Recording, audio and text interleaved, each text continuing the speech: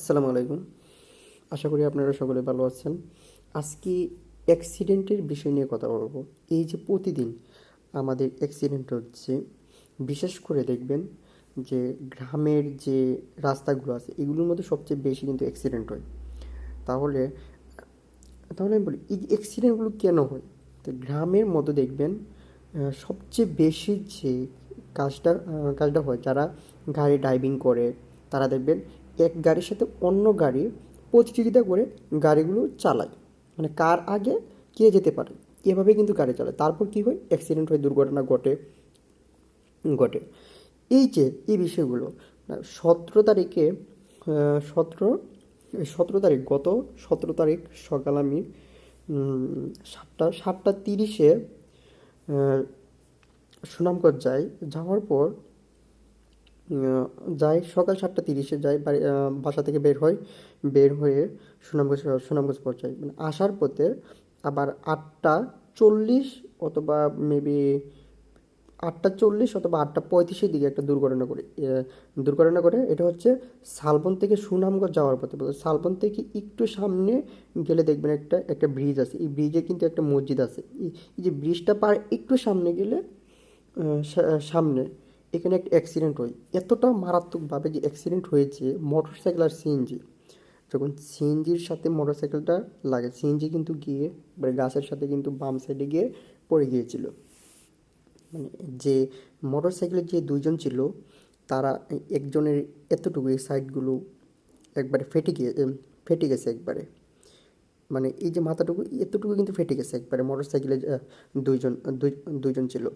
তাহলে আরেকজন হচ্ছে নাক দিয়ে র- রক্ত পড়তেছে, মানে রাস্তার মধ্যে শুয়ে আছে।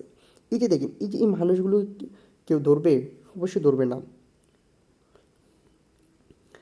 না, কারণ এখানে ধরলে দেখেন এই যে মানে গুরুতরভাবে কিন্তু আহত হয়েছে। ধরলে কিন্তু আপনি নিজেও বিপদে পড়তে পারেন। নাক দিয়ে রক্ত পড়া, আবার মাথার সাইডগুলো আপনি ধরলেন হাত দিয়ে, মানুষটা মরে যেতে পারে, তখন আপনার দোষারোপ হতে পারে। এই যে দেখেন তারা কীটা করছে, মোটর সাইকেল মেবি প্রতিযোগিতা করে একজন আরেকজনের সাথে কার আগে কে যেতে পারে, তারপর অ্যাক্সিডেন্ট হয়েছে। আর দেখুন গ্রামের যে ড্রাইভারগুলো আছে সবচেয়ে বেশি কীটা করে, সিএনজির যে ড্রাইভারগুলো আছে তারা প্রতিযোগিতা করে কিন্তু গাড়ি চালায়, কার আগে কে যেতে পারে। তো আমি মনে করি সুনামগঞ্জের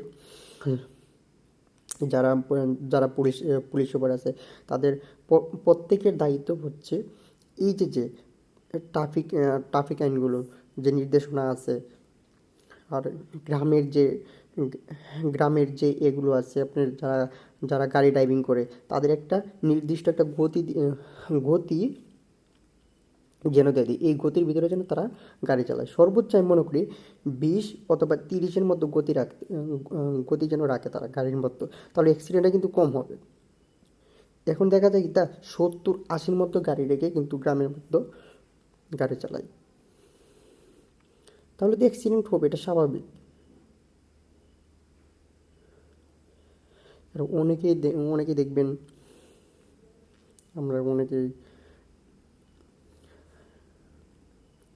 রাস্তা পার হওয়ার সময় মানে গাড়ি দেখে পার হয় না, এটা হচ্ছে আমাদের আরেকটা অসচেতনতা।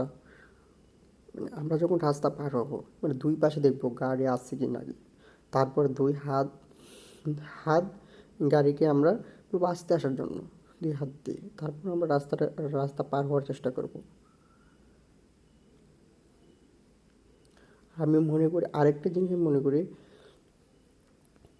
1 কিংবা আধা কিলোমিটার অথবা 1 কিলোমিটার পর পর আইল্যান্ড দিলে সবচেয়ে বেশি বেটার হয়, গ্রামের যে রাস্তাগুলো এগুলোর মধ্যে দিলে। তাহলে আরও অ্যাক্সিডেন্টটা কিন্তু কমে আসবে। তো রাস্তা একবারে ফ্রেশ পেয়ে গ্রামের যে মোটরসাইকেল ড্রাইভার সিএনজি ড্রাইভারগুলো আছে তারা কিন্তু অনেক জোরতে কিন্তু গাড়ি চালায়।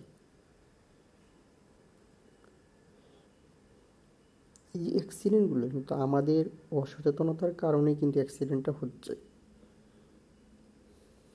ভাই এখন বর্তমানে কিন্তু গ্রামের মতো গাড়ির মধ্যে উঠলে কিন্তু অনেক ভয় করে, মানে তারা এত স্পিডে গাড়ি চালায়, তারা তো কথা শুনে না।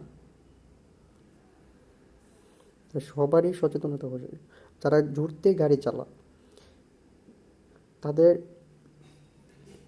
যারা প্যাসেঞ্জার আছেন, দয়া করে আপনারা বলবেন যেন গাড়ি আসতে চলে।